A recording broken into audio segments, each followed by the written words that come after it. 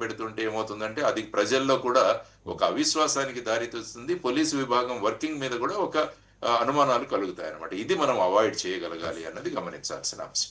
Right sir. ఇక భౌతిక దాడి అంటే ఏ వ్యక్తి మీద ఎవరు కూడా భౌతిక దాడి చేసే హక్కు లేదు. కొన్ని ప్రత్యేక సందర్భాల్లో పోలీసులకు మీ పోలీసులకు వెసులుబాటు ఉంటుంది. కానీ పోలీసు మీదే దాడి చేసిన ఘటన ఒక రాజకీయ నాయకుడు మనం క్లియర్గా చూస్తూ ఉన్నాం. ఆయన మదన భూపాల్ రెడ్డి, బీసీ మదన భూపాల్ రెడ్డి, బీసీ జనార్దన్ రెడ్డి మంత్రి గారికి వరుసకు బ్రదర్ అవుతారట. అండ్ ఈ ఘటనను మంత్రి గారు కూడా ఖండించారు. అది తప్పు, ఖచ్చితంగా ఆయన మీద చట్టపరమైన చర్యలు ఉంటాయి అని చెప్పేసి. సార్ అది మనం క్లియర్గా చూస్తూ ఉన్నాం. కొడుతూ ఉన్నారు సార్ ఏఆర్ కానిస్టేబుల్ని ఒక రాజకీయ నేత, అది ఏ పార్టీ అయినా కానివ్వండి. ఇప్పుడు ఇప్పుడే జరిగిందా అంటే ఇప్పుడనే కాదు, గతంలో వైసీపీ అధికారంలో ఉండగా కూడా సీదిరి అప్పలరాజు అనే మంత్రి స్థానంలో ఉన్న ఒక నాయకుడు ఒక సిఐ మీద మీ వైజాగ్లోనే చేయి చేసుకున్నారు కాలర్ పట్టుకుని. ఇంకా ఇలాంటి ఘటనలు చాలా అంటే చాలా, కొన్ని వందలు ఉన్నాయి.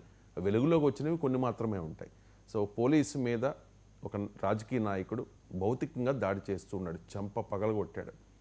సో ఏంటి, ఒక మాజీ పోలీస్ అధికారిగా మీ కామెంట్ ఏంటి దీని మీద? ఇలాంటి నాయకుల మీద ఎటువంటి యాక్షన్ తీసుకోవాలి? ఆ చర్య జరిగిన 5 నిమిషాల్లో యాక్షన్ జరిగిపోవాలి.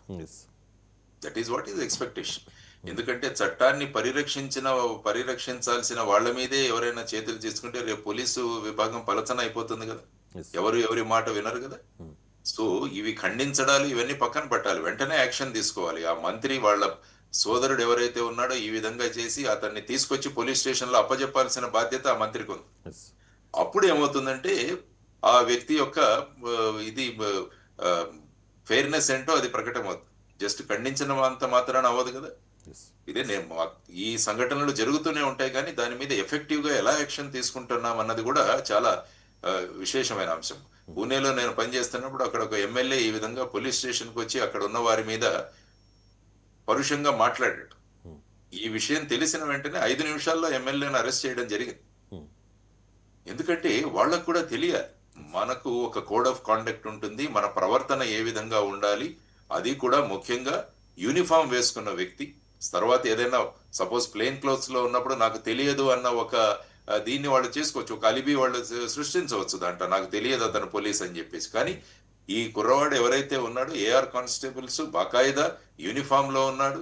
యూనిఫామ్ లో ఉన్న వ్యక్తిని ఈ విధంగా అందరి ముందు కొట్టడం ఒక పెద్ద హీరోయిజం లాగా అనుకుంటే దాన్ని వెంటనే ఖండించాలి. వెంటనే ఆ వ్యక్తి మీద చర్యలుండి ఒక స్పెషల్ కేసుగా దీన్ని భావించి 15 రోజుల లోపల ఆ వ్యక్తికి శిక్ష పడేటట్టు చూస్తే అప్పుడు ఇటువంటి స్వభావం ఏదైతే ఉంటుందో, ఇటువంటి ప్రవృత్తి ఏదైతే ఉంటుందో దానికి ఎక్కడో ఒక చోట ఫుల్ స్టాప్ పడుతుంది.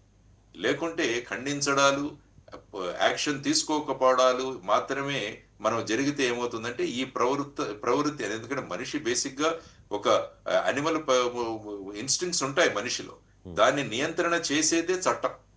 మరి ఆ చట్టాన్ని అమలు చేసే వాళ్ళ మీదే ఈ విధమైన ప్రవృత్తిని కనుక ప్రదర్శించగలిగే దాని మీద వెంటనే యాక్షన్ తీసుకోకపోతే మరి ఏమవుతుందండి? ప్రతి ఒక్కరు కూడా చట్టాన్ని చేతిలో తీసుకోవడానికి ప్రయత్నిస్తారు.